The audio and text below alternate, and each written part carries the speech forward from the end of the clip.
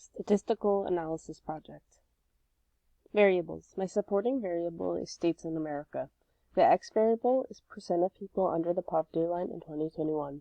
The Y1 variable is percent of obese males, and the Y2 variable is percent of obese females. Importance.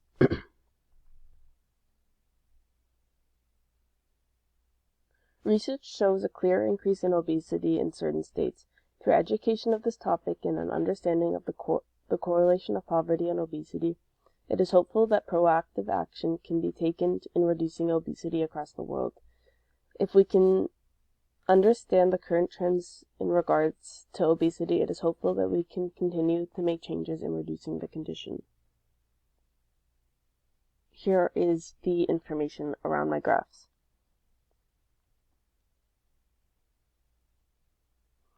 Male histogram. As you can see, 12 states have 35 to 40% of males that are obese. The standard deviation is higher with a 4.7 in males, which is apparent with how spread the information is. The median is also higher with a 34.9 because despite the data being more spread out, more data is higher for the female.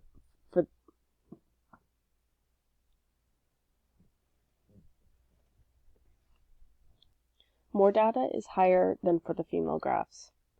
The males have a higher mean with a 33.48 compared to the females, which is likely due to the 12 states with males with obesity percentages from 35 to 40% and the states with obesity over 40%.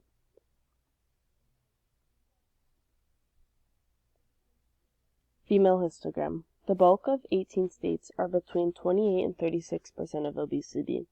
Compared to the standard deviation for the male graph, females neither have states with around 20% or over 40% obesity, which decreases the standard deviation. The median is lower with 32.9 in females because most of the data remains from 28% to 36% obesity, with a shift higher because of the states with over 36% obesity. The mean is lower in the female graphs, with a 32.9 because there are no outliers to increase it, and the data is overall lower. For the box and whisker plots, the solid line is the median and the dotted line is the mean. For the male graph, you can see the mean and median are distant. Given that the standard deviation is higher than for the females, you can also see the points are quite broad, surpassing 25% and 40% obesity. Whereas for the females, the mean and median are almost at the same point, and the standard deviation is smaller, so you can see the points are more specific. Most of the data is clustered in a very similar way between the male and female graphs. The correlation coefficient shows that there is a moderate positive linear correlation between the percent of people below the poverty line from 2021 and the percent of obese males across American states. The correlation coefficient also shows that there is a weak positive linear correlation between the percent of people below the poverty line from 2021 and the percent of obese females across American states. This means that as the poverty rate increases, the percent of obese males increases, and as the poverty rate increases, the percent of obese females barely increases. Before beginning this assignment, I expected poverty and obesity to have a strong connection because fast food is often cheaper than healthier, higher quality fresh products.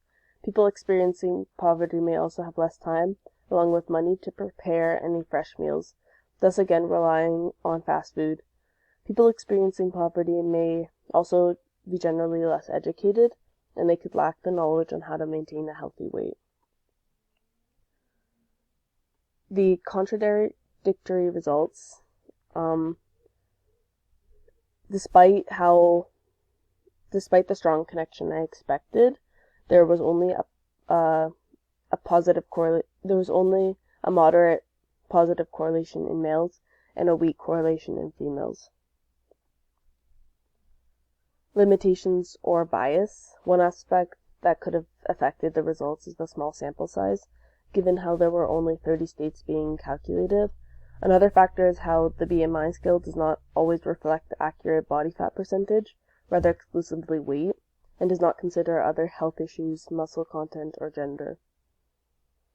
Other factors that impact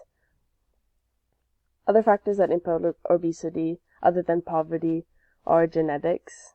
Genetics play a role, meaning some places in the world or cultures could be more prone to obesity by what foods they consume or how well they are educated. Access to exercise and gyms, or having the time to exercise, social and cultural environment that encourage overeating can play a big role. Binge eating disorders can be a result of abuse or mental health problems, and poverty can actually prevent obesity. Food deserts in Western countries can make it hard for people to access food at all. And finally, the type of relationship.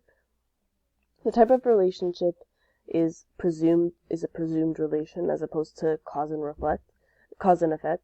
Despite the moderate and weak correlation, the relationship is still presumed. This is because we are assuming the correlation rather than it being definite.